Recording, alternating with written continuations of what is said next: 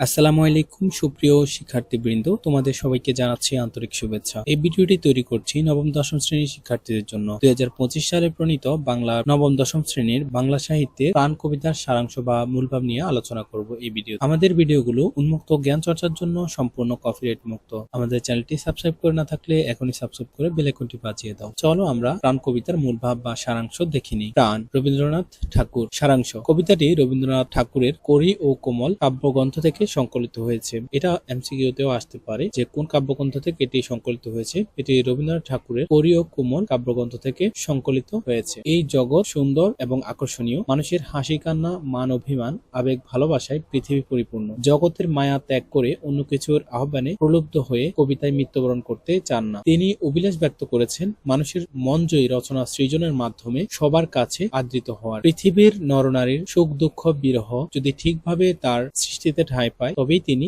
অমর হবেন। তা না হলে তার রচনা শুকনো ফুলের মতো সবার কাছে অনাদৃত হয়ে পড়বে।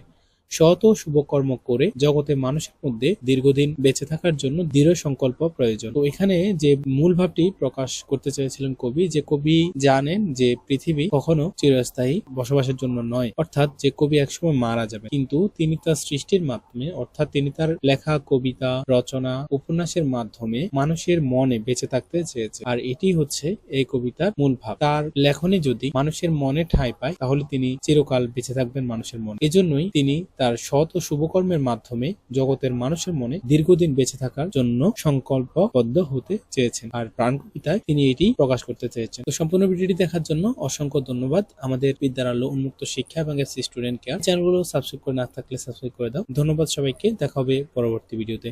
আল্লাহ হাফেজ।